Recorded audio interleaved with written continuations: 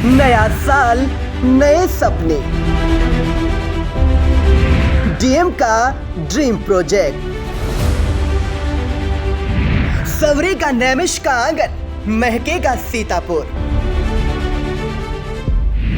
प्रत्येक गांव में मैदान, लाइब्रेरी बनाने के निर्देश। गांव में अमृत सरोवर से आएगी सुंदरता। 2 माह में शुरू होगा ट्रामा सेंटर।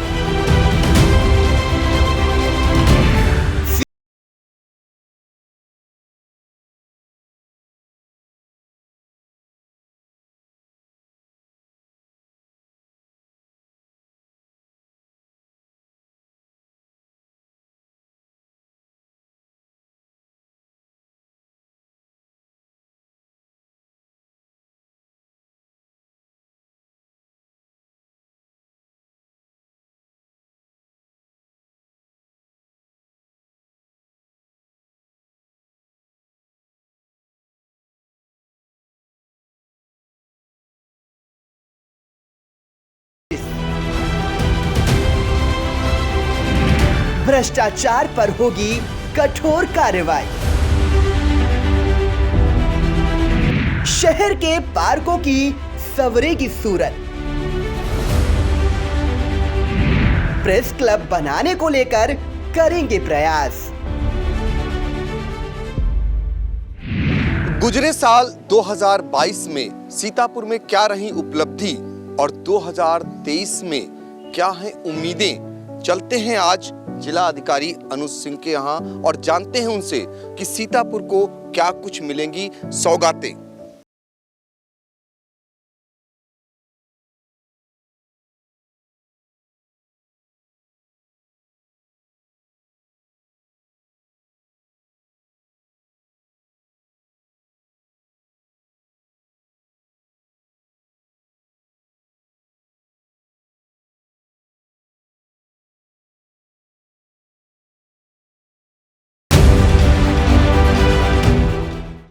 गुजरे साल क्या रही उपलब्धि और नए साल में क्या है जनपद वासियों को उम्मीदें, इसको लेकर आज आइडिया सीतापुर के जिलाधिकारी अनुज सिंह जी से बातचीत करेंगे और जानेंगे कि सीतापुर में अगर जो बीता साल है उसमें क्या कुछ उपलब्धियां रही और उसके बाद जानेंगे कि नए साल में क्या क्या उम्मीदें हैं, क्या कुछ होने जा रहा है। तो सर, पहला सवाल मेरा ये है कि जो ये साल गुजर रहा है 2022, इसमें अगर बात करें तो राजधानी से सटा हुआ सीतापुर जनपद है, यहाँ पर क्या कुछ खास उपलब्धियां रही? देखिए, चुनाव के जस्ट बाद सरकार ने एक बृहद रूप से कार्य योजना बनाई थी और उसमें अपना लक्ष्य तय किया 100 दिन का। उसके अंतर्गत जितने भी हमारे क्षेत्र हैं सभी में लक्ष्य निर्धारित किए गए थे। उसी लक्ष्य को लेकर हम लोग आगे बढ़े हैं और सभी क्षेत्रों में हम लोगों ने अच्छा करने का प्रयास किया है। जैसे अगर हम शिक्षा जगत की बात करें तो वहाँ पे हम लोगों ने यह प्रयास किया है कि हमारे जो स्कूली बच्चे हैं उनको प्रॉपर डेस्क बेंच इत्यादि सुविधाएं वहाँ पे मिले, अच्छा जो शिक्षण का कार्य है वो हो सके। इसके साथ ही साथ स्वास्थ्य में भी हम लोगों ने यह प्रयास किया है कि हमारे डॉक्टर्स की उपलब्धता और डॉक्टर्स का स्वास्थ्य केंद्रों में रैशनलाइजेशन एक प्रॉपर हो और उसमें भी अटेंडेंस इत्यादि में काफ़ी सुधार हमें देखने को इधर मिला है। इसके साथ ही साथ हमारे यहाँ पे कुछ ऐसी ग्रामीण सड़कें थी जो कि नई तकनीक जो FDR टेक्नोलॉजी है उससे स्वीकृत हुई और पूरे उत्तर प्रदेश में सबसे अत्यधिक संख्या में सीतापुर जनपद है जहाँ पे काफ़ी सड़कें FDR टेक्नोलॉजी के अंतर्गत बन रही हैं और उनमें से कुछ अब कंप्लीशन की ओर है।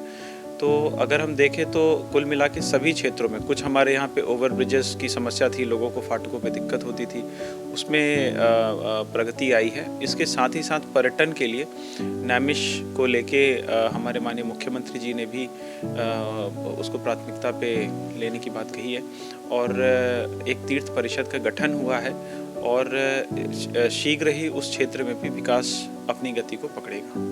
सर, ग्रामीण क्षेत्रों की अगर बात करें तो कई सरोवर देखे जा रहे हैं, बहुत अच्छे आपने डेवलप किया है। इसके अलावा जो है ग्रामीण क्षेत्रों में बहुत सारे पुस्तकालय आपने खुलवाए हैं और भी कई चेंजेस, बदलाव देखने को मिले हैं, वो कुछ खास क्या है? जी, देखिए, हमारे जो माननीय मुख्यमंत्री जी हैं उन्होंने 2 निर्देश दिए थे। एक कि हमारे हर गांव में या कम से कम न्याय पंचायत स्तर पे एक खेल का मैदान हो और दूसरा हर एक गांव में एक पुस्तकालय हो, जिससे कि हमारे जो बच्चे हैं उनमें पठन पाठन और पुस्तकों के प्रति जो रुचि है, जो अभी कुछ वर्षों में हमने देखा है कि धीरे धीरे कम हो रहा था, उसमें बढ़ोतरी हो सके, बच्चों को अपने गांव में ही अच्छा पढ़ने का स्थान मिले जहां पे वो पढ़ सके। तो इसके अंतर्गत हम लोगों ने लगभग यहाँ पे 80% गाँव में पुस्तकालय का निर्माण कराया है और उसमें कुछ किताबें हम लोगों ने उपलब्ध कराई है, जो आगे आने वाले दिनों में हम और बढ़ाएंगे।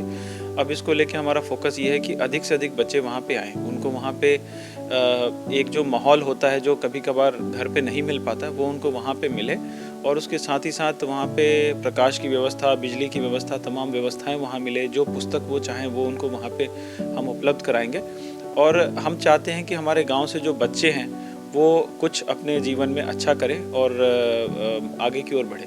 इसके साथ ही साथ हम लोगों ने न्याय पंचायत स्तर पे भी कुछ अच्छे जो मैदान हैं उसको चिन्हित करके वहाँ पे खेल इत्यादि की सुविधा, 400 मीटर का रनिंग ट्रैक, या अगर 400 मीटर की जगह उपलब्ध नहीं है तो एक अच्छा रनिंग ट्रैक, उसके साथ ही साथ वॉलीबॉल, कुश्ती इत्यादि के लिए, जिससे कि बच्चों की जो नेगेटिव एनर्जी है वो खेल के मैदान में निकले। और इसको लेके भी हम लोगों ने काम किया है। साथ ही साथ जैसा आपने बताया कि अमृत सरोवर योजना की शुरुआत हुई है, इसमें जो तालाबों पे अतिक्रमण बढ़ता चला जा रहा था गाँव में, उसको अतिक्रमण को हटवा कर और उसको डेवलप करने की बात थी।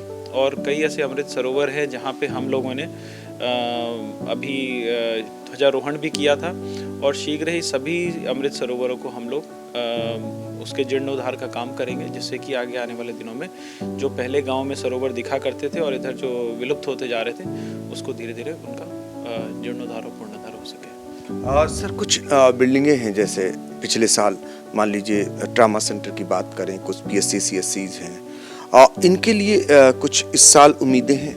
जी देखिए, ट्रॉमा सेंटर में हम लोगों के जो मैन पावर की कमी थी वो काफ़ी हद तक वो दूर हो चुकी है। कुछ उसमें और इक्विपमेंट्स आने हैं जो मुझे लगता है कि अगले 1 महीने के 1.5 महीने के भीतर वो हमारे पास उपलब्ध हो जाएगा, और हम उसे फुल ब्लोन रूप से हम उसको संचालित कर देंगे। जो CHC है, CHC पे कुछ कार्य हम लोगों ने उसको कन्वर्जेंस के माध्यम से, जैसे वहाँ पे रोगी कल्याण समिति का फंड हो, या क्षेत्र पंचायत हो, या हमारे नगर क्षेत्रों में नगर पालिकाएँ हो, उसके माध्यम से हम लोगों ने उसको सही करने का कार्य किया है। और मुझे आशा है कि जल्दी हम लोग इसमें सभी को काफ़ी अच्छा कर पाएंगे। ट्रामा सेंटर को लेकर बातचीत चल रही थी और इसके साथ ही CSC PSC को लेकर। जी देखिए, ट्रॉमा सेंटर जैसे मैंने बताया कि कुछ इक्विपमेंट्स उपलब्ध होते ही हम उसको अगले 1-1.5 महीने में संचालित हम उसको कर देंगे। और ट्रॉमा सेंटर जिस उद्देश्य से बना था, क्योंकि वो हाईवे पे स्थित है, और अगर वहाँ पे किसी प्रकार का कोई एक्सीडेंट या कोई घटनाएं होती हैं तो लोगों को शीघ्र वहाँ पे इलाज मिले। मैन पावर हम लोगों के वहाँ पे डॉक्टर्स की तैनाती हो गई है, कुछ हमारे जो स्टाफ नर्सेज इत्यादि हैं उनकी वहाँ पे तैनाती हो गई है, कुछ इक्विपमेंट्स वहाँ आने हैं, वो भी अब लूप में हैं, ऑर्डर्स प्लेस्ड हैं, और वो जल्दी हमें उपलब्ध हो जाएंगे। तो मुझे लगता है कि अब हम ट्रॉमा सेंटर को जल्दी यहाँ पे शुरू कर पाने की स्थिति में रहेंगे। CHCs की कुछ बिल्डिंग्स ऐसी हैं, जैसा कि आप बता रहे हैं, जो कि थोड़ी पुरानी हैं और उनको जीर्णोद्धार की आवश्यकता है।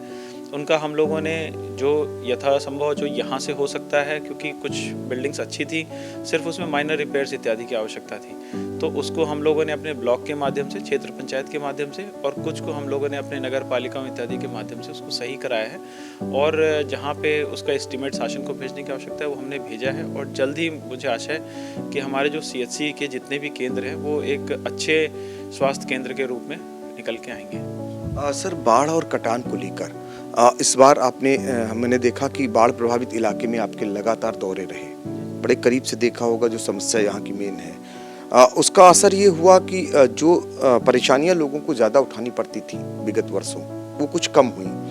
अब बेहतर और क्या किया जा सकता है? देखिए, यहाँ पे हमारे जो 3 तहसीलें हैं वो बाढ़ से प्रभावित होती हैं। इसमें महमूदाबाद में तो जैसा कि आप जानते हैं कि सरकार ने वहाँ पे बंधा बनाने का कार्य किया है, उससे वहाँ पे बाढ़ की जो विभीषिका है उसमें काफ़ी कमी आई है। लेकिन जो हमारे अन्य जो दो तहसीलें हैं उसमें भी काफ़ी सारे फ्लड फाइटिंग वर्क्स इस बार बाढ़ आने के पूर्व ही उसको कर लिया गया था। और कुछ और भी जो प्रोजेक्ट्स हैं जहाँ पे हमारे ड्रेजिंग की संभावना है, जहाँ पे ड्रेजिंग करके हम नदी की जो धारा है उसको थोड़ा सा, जो आबादी है, जो कस्बे हैं, उससे दूर कर सकते हैं, या तो फिर वहाँ पे किसी अन्य टाइप की अगर फ्लड फाइटिंग मेजर्स अगर हम ले सकें जिससे कि लोगों को आगे आने वाले दिनों में उनके जो एग्रीकल्चरल लैंड है उसका नुकसान ना हो, उसको भी हम लोग चिन्हित कर रहे हैं। और इसी वर्ष की भांति जैसे इस बार हम लोगों ने 8 फ्लड फाइटिंग वर्क्स बहुत ही कम समय में बाढ़ आने के पूर्व उसको फंक्शनल कर लिया था। उससे ये हुआ कि लोगों की जो एग्रीकल्चरल लैंड्स हैं जो हर बार उनका कटता था, इस बार वो कटान काफ़ी कम हुआ। 1-2 गांव और हमने चिन्हित किए हैं जहां पे इस कार्य की आवश्यकता है, उसके भी प्रोजेक्ट्स हम बना रहे हैं और अगले फ्लड के पहले तक हम उसको भी पूरा कर लेंगे, जिससे कि आगे आने वाले दिनों में लोगों को किसी प्रकार की कोई समस्या का सामना नहीं करना पड़ेगा। सर, एक समस्या और सीतापुर की है, खासकर जाम की।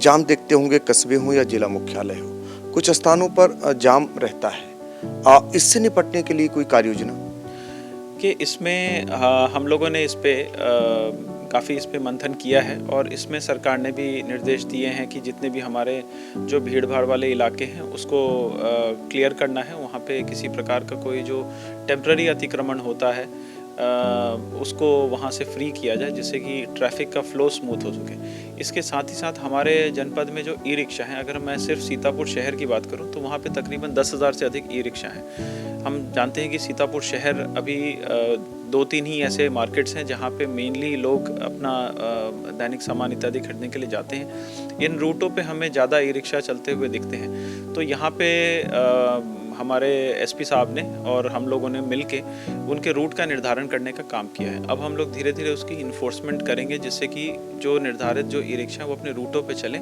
और जो दबाव है सड़कों पे वो कम हो सके। इसके साथ ही साथ जो रोड के किनारे जो पार्किंग इत्यादि जो लोग अपनी गाड़ियों को करते थे, उस पर भी हम लोग का फोकस है कि पार्किंग स्थल का चिन्हांकन करके जो जितने भी हमारे बाज़ार हैं उसको हम किसी न किसी एक पार्किंग स्थल से जोड़ें और वहाँ पे गाड़ी पार्क कराने की लोगों की एक आदत डालें, जिससे कि हमारे जो मेन जो मार्केट एरिया है वो ऑलमोस्ट फ्री ऑफ व्हीकल्स या फ्री ऑफ जो रोड साइड जो पार्किंग होती है, जिससे रोड काफ़ी सकड़ी हो जाती है, उससे लोगों को निजात मिले। इसमें थोड़ा सा स्टेप हम भी उठाएंगे, कुछ इन्फोर्समेंट हमारे एंड पे भी होगा, कुछ सपोर्ट हमें पब्लिक की भी ज़रूरत पड़ेगी।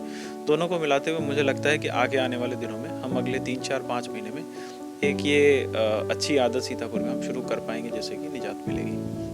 डीएम साहब, यहाँ पर जो किसान हैं उनकी संख्या बहुत ज़्यादा है। अगर बात करें तो यहाँ मुख्य जो खेती है वो गन्ने की है, तो गन्ना किसानों के लिए तमाम सुविधाएं, अब इस समय गन्ने का काम हो रहा है, क्रय केंद्रों पर सुविधाओं की बात करें, इसके अलावा उनका जो बकाया होता है, हालांकि यहाँ उतनी दिक्कत नहीं है बनस्पत और जगह, उनके लिए क्या सुनिश्चित करेंगे, क्या चीनी मिलों को निर्देश हैं? देखिए, हमारे यहाँ पे 5 चीनी मिलें हैं, उसमें से 4 हमारी प्राइवेट है और 1 हमारी महमूदाबाद चीनी मिल सहकारी है। हमारे किसी भी चीनी मिल में पिछला जो गन्ना का भुगतान है वो शेष नहीं रहता है और सभी को ससमय हम लोग दे देते हैं। जो हमारे जो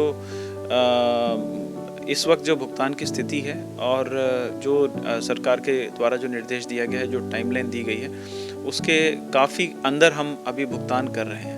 इसके साथ ही साथ थोड़ा सा किसानों के बीच में अच्छे जो गन्ना की वैरायटी है उसको लेके अवेयरनेस भी बढ़ाने का कार्य किया जा रहा है और मुझे आशा है कि यहाँ पे जितने भी हमारे जो गन्ना कृषक हैं उनको किसी प्रकार की कोई दिक्कतें यहाँ पे हम नहीं आने देंगे।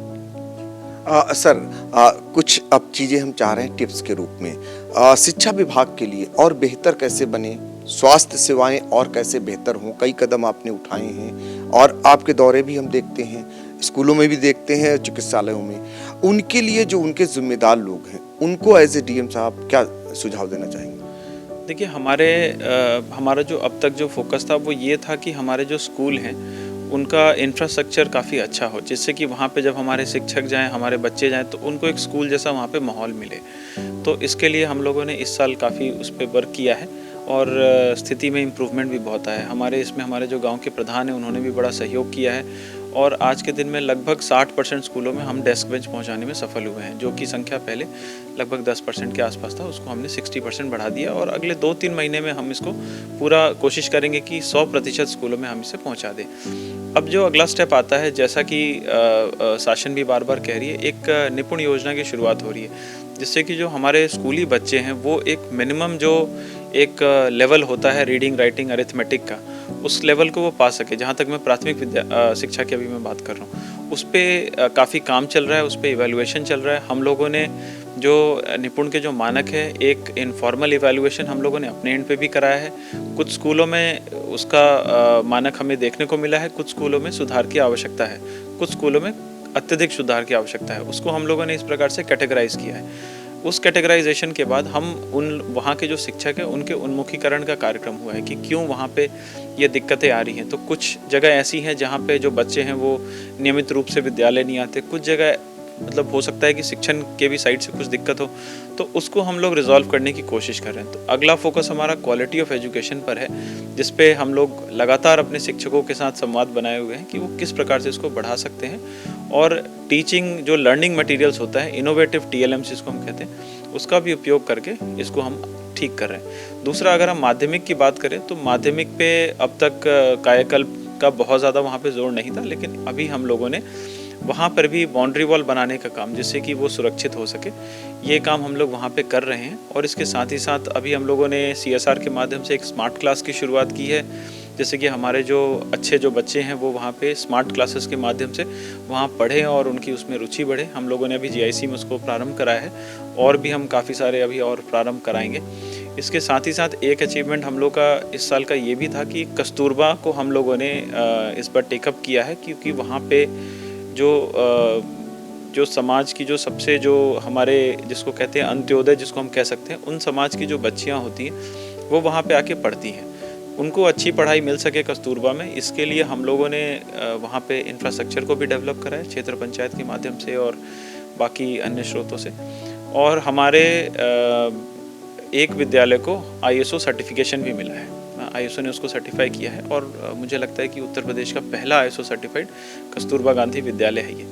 हम लोगों ने सभी कस्तूरबा गांधी विद्यालय को इस मानक पे रखा है कि हम लोग उसको जल्द ही अगले 6 महीने में सभी को हम ISO मानीकृत कराएंगे, और सभी में जो हमारे बच्चे हैं वो उसी प्रकार की शिक्षा पा सकें जो कि एक कॉन्वेंट स्कूलों में वो पाते हैं। जी, ये तो हो गई शिक्षा की बात। चिकित्सा के क्षेत्र में भी और सुधार हो और तमाम चीज़ों की आवश्यकता है। जैसे यहाँ आप देखते होंगे कि रक्तदान बहुत होता है, लेकिन यहाँ एक सेपरेटर मशीन की मांग होती रही है, और कुछ चिकित्सकों की कमी है, उसको कैसे दूर करें? देखिए, सीतापुर में आप सही कह रहे हैं, यहाँ पे जो हमारे जो जिला अस्पताल है उस पर भी पेशेंट लोड काफ़ी ज़्यादा है। डेली OPD की जो संख्या है वो लगभग 2500 के आसपास है, जो कि मुझे लगता है कि अगर हम प्रदेश में देखें तो वन ऑफ द हाईएस्ट होगा। यहाँ पे जैसा आपने बताया कि डॉक्टर्स की कमी है, इधर कुछ महीनों में हमने मतलब शासन से आग्रह किया और हमें कुछ डॉक्टर्स भी यहाँ पे मिले हैं जो कि अपना कार्य रिज्यूम किए हुए। कुछ हम लोगों ने NHM के माध्यम से रखे हैं, वो हमें उसकी अनुमति है, तो उसके माध्यम से भी डॉक्टर्स उपलब्ध कराए जा रहे हैं। बाकियों के लिए भी हम लोगों ने डिमांड भेज रखी है, हमें जल्द ही मिलेगा, ऐसा मेरा मानना है। जहाँ तक ब्लड सेपरेटर और कंपोनेंट सेपरेटर की आप बात कर रहे हैं, तो उसके लिए जो बेसिक जो कुछ डिवाइसेस की ज़रूरत होती है, लगभग 60% हमारे पास आ गया है। 40% हमें ये एश्योरेंस मिला है कि हम अगले 2 से 3 महीने में हमें प्राप्त हो जाएगा। और इसकी प्रायः जो ज़रूरत पड़ती है वो जब वेक्टर बॉर्न डिजीज़ेज, जब डेंगू इत्यादि जब बढ़ता है, उस समय इसकी ज़रूरत पड़ जाती है, प्लेटलेट सेपरेशन वगैरह इन सब कामों में। तो अगला जो ये टाइम आएगा उसके पहले तक हमारे पास एक फंक्शनल कंपोनेंट सेपरेटर यहाँ पे 100% उपलब्ध रहेगा। व्यापारियों को लेकर सरकार जो है बहुत प्रयास कर रही है, तमाम उद्योगों की बात हो रही है। ये ज़िला दरी के लिए बहुत फेमस है।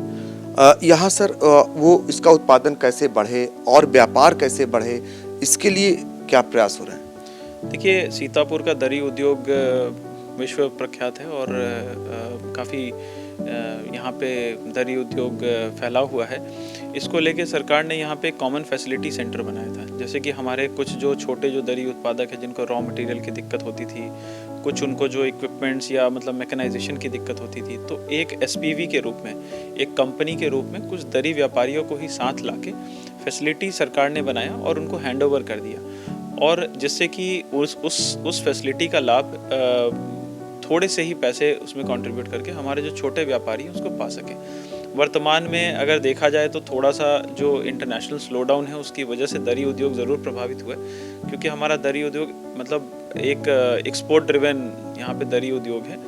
लेकिन मुझे आशा है कि जल्द ही जैसे ही वो सुधार आएगा यहाँ पे भी उसको बढ़ावा मिलेगा और दरी उद्योग है सीतापुर का वो आगे की ओर ही जाएगा। एक सर देखा मैंने कि मेड इन सीतापुर कुछ महिला समूहों को आपने बहुत प्रोत्साहित किया है और बड़े अच्छे कार्य सामने आए हैं। एक कुंभी से उन्होंने बहुत सारे उत्पाद तैयार किए हैं, तो इनको बढ़ावा दे रहे हैं। कैसे इनको क्या क्या फैसिलिटीज़ दी जाती है? देखिए, आरसीटी के माध्यम से हम लोगों ने कुछ महिलाओं को यहाँ पे ट्रेनिंग दिलवाई है, कुछ बेसिक ट्रेनिंग, जिससे कि महिलाएं कुछ ऐसा बना सके जो कि उनका लोकल मार्केट में बिक सके। क्योंकि सीतापुर में एक वीविंग ट्रेडिशन है, तो यहाँ पे जलकुंभी जो कि प्रायः एक समस्या के रूप में देखी जाती है, उसका उपयोग करके उसको एक फाइबर के रूप में बना के कुछ पॉट्स, गमले इत्यादि बनाने का काम, पेन स्टैंड इत्यादि बाकी जो हैंडीक्राफ्ट्स है उसको बनाने का कार्य हमारे कुछ समूहों द्वारा किया जा रहा है। इसको बढ़ाने के लिए हम लोग समय समय पे उनका यहाँ शहर में, हमारे कलेक्ट्रेट में, विकास भवन में, दिवाली के टाइम में, बाहर बाज़ारों में हम लोग उनका एग्जीबिशन वगैरह लगाते हैं, और साथ ही साथ हम इनको एक बड़े प्लेटफॉर्म पे भी ले जाने का प्रयास कर रहे हैं। ऑनलाइन भी कुछ प्लेटफॉर्म पे हम लोगों ने इनको रजिस्टर कराया है। इसके साथ ही साथ अभी रिसेंटली हम लोगों ने महिलाओं की एक सॉफ्ट टॉय मेकिंग की एक ट्रेनिंग कराई है, जो बच्चों के खिलौने होते हैं, क्योंकि उसका भी बहुत बड़ा बाज़ार है और यहाँ पे बच्चे लोकली घरों पे भी जो हमारी महिलाएं हैं वो उसको बना पाती हैं। तो उसको अच्छे से ट्रेन करके हमारा ये कोशिश रहेगा कि उनके टॉयज़ को हम लोग एक स्टैंडर्डाइजेशन जो होता है जैसे उसको करा के इसको अच्छे बाज़ारों में उतार के, जिससे कि उनको एक सही दाम मिल सके, उसका भी हम प्रयास कर रहे हैं। अभी ये एफर्ट हम लोगों ने 3-4 महीने पहले शुरू किया है और मुझे लगता है कि अगले लगभग 5 से 8 महीने में हम इसको एक मुकाम तक पहुंचा सकेंगे। डीएम साहब, भ्रष्टाचार को लेकर आपने नकेल कसी है, कईयों पर कार्रवाइयाँ भी की हैं, और ख़ासकर जो दूर दराज है, जो हमारा ग्रामीण क्षेत्र है, वहाँ पर भ्रष्टाचार की अक्सर शिकायतें आती हैं और कभी कभी उनके ऑडियो वीडियो भी वायरल होते हैं। ऐसे में आपका एक्शन भी होता है, काफ़ी कार्रवाइयाँ की हैं। इनके लिए क्या आपकी सीख है, क्या सबक है, और जो कार्रवाइयाँ की हैं क्या लगता है आगे इस पर नियंत्रण होगा? देखिए, भ्रष्टाचार को लेके हम सब जानते हैं कि वर्तमान सरकार में और माननीय मुख्यमंत्री जी ने उसमें ज़ीरो टॉलरेंस के लिए कहा है कि अगर भ्रष्टाचार की शिकायत आएगी तो उसको किसी भी तरीके से ना उसको दबाया जाएगा, ना उस पर कोई कॉम्प्रोमाइज़ होगा। तो इसी नीति को आगे बढ़ाते हुए जहाँ पर भी इस प्रकार की शिकायतें आती हैं उसमें हम लोग बिल्कुल कठोरतम हम उस पर कार्रवाई करते हैं। और जैसा कि आपने बताया कि धीरे धीरे जो शिकायतें हैं उसको लेके कमी आ रही है, जैसा कि फीडबैक मुझे लोगों से मिलता है उसमें कमी है, और मुझे आशा है कि जल्दी हम लोग इसमें लोगों को, हमारे जो सरकारी कर्मचारी हैं उनका भी हम लोग उन्मुखीकरण कराते हैं कि क्यों उनको इन सब चीज़ों में लिप्त नहीं होना चाहिए, और धीरे धीरे इसमें काफ़ी सुधार भी आया है। जो हमारे जो सरकारी कर्मचारी हैं उनके एटीट्यूड में भी काफ़ी परिवर्तन आ रहा है। हम जो हमारी शासन की मंशा है, जो ज़ीरो टॉलरेंस की नीति की मंशा है, उसके अनुसार ही हम लोग आगे बढ़ रहे हैं और आगे भी हम लोग उसी नीति पे काम करते रहेंगे। सर, ये तो बातें हो गई जो तमाम चीज़ें रहीं पिछले साल। अगर उम्मीदें हम लगाएं तो बहुत सारे लोग, पत्रकार लोग, ये उम्मीद लगाए हैं कि उनके लिए प्लस क्लब होगा। नैमिष के लिए एक उम्मीद है कि जो गठन हुआ है विकास परिषद का, वहाँ पर बहुत सारा विकास कार्य होगा। तो नए साल के लिए सर क्या क्या उम्मीदें हैं? इसके अलावा कुछ पुल हैं, कुछ ओवरब्रिज बनने हैं, क्या लगता है सर क्या क्या है पिटारे में? देखिए, अभी तो नैमिष को लेके, जहाँ तक आपने बोला, नैमिष को लेके संभावनाएं बहुत हैं। नैमिष हम सब जानते हैं कि टूरिज़्म के माध्यम से, के लिहाज से भी काफ़ी इम्पोर्टेंट है, और अभी एक तीर्थ परिषद क्षेत्र का उसमें गठन भी हुआ है, जिसकी राज्य स्तर पर अध्यक्षता हमारे माननीय मुख्यमंत्री जी के पास है। तो इसमें ये कहीं भी शक की बात नहीं है कि नैमिष में आगे आने वाले दिनों में काफ़ी तेज़ वहाँ पे विकास होगा, और वहाँ पर तमाम जो प्रोजेक्ट्स हैं जो कि बन रहे हैं उसका वहाँ पे हमें क्रियान्वयन देखने को मिलेगा। इससे वहाँ पे जो हमारे टूरिस्ट हैं उसकी संख्या में भी वृद्धि होगी, और वहाँ पे जो लोग हैं उनके लिए विभिन्न प्रकार के जो व्यवसाय के अवसर और वहाँ पे उनको रोज़गार के अवसर भी वहाँ पे उपलब्ध हो पाएंगे। अगला जो आपने पूछा कि कुछ यहाँ पे हमारे अच्छे जो कुछ ऐसे रेलवे फाटक हैं, कुछ सेक्शंस हैं, कुछ ऐसी जगह हैं जहाँ पे थोड़ी सी ट्रैफिक ज़्यादा होती है, वहाँ पे ओवरब्रिज की आवश्यकता है। इसमें से हमारे 2 ऐसे रेलवे ओवरब्रिज है जहाँ पे हमारा जो फुट ओवर ब्रिज है वो अप्रूव हो चुका है और उस पर काम जल्द ही प्रारंभ होगा।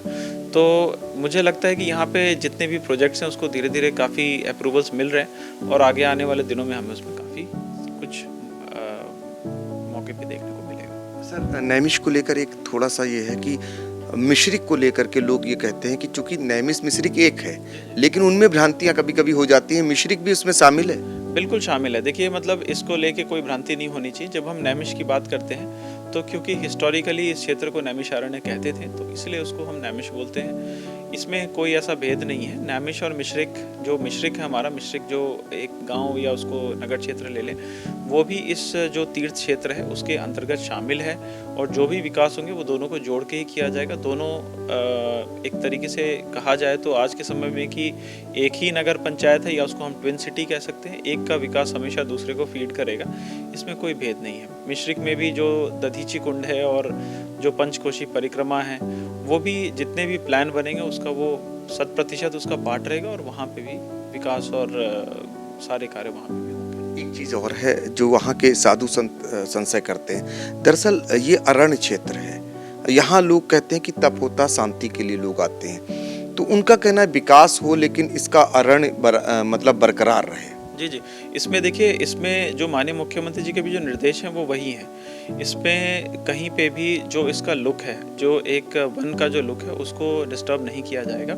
और इसमें इनफैक्ट हमें जो निर्देश मिले थे, यहाँ पे वन विभाग द्वारा भी एक वन क्षेत्र, एक लगभग 10 से 12 हेक्टेयर क्षेत्र में उनके द्वारा इसमें डेवलप किया जाएगा। जो हमारे जो 88,000 जो ऋषिज जो जिन्होंने वहाँ पे तप किया था और जिससे इस जगह को उसका स्थान मिला, तो उनके भी नाम पे वहाँ पे एक वन क्षेत्र का भी डेवलप करने का प्रपोजल है। तो इसका जो अर्थ है, इस जगह की जो अपनी अहमियत है, उसको जरूर बरकरार रखा जाएगा। सर, प्रेस क्लब को लेकर बहुत सालों से पत्रकार उम्मीद लगाए बैठे हैं। दूसरा सर, शहरों में जो बच्चे होते हैं उनके लिए पार्क अच्छा हो और उनके लिए संसाधन अच्छा हो, स्वच्छता का वातावरण हो, क्या इसके लिए क्या नए साल में उम्मीदें लगाएं?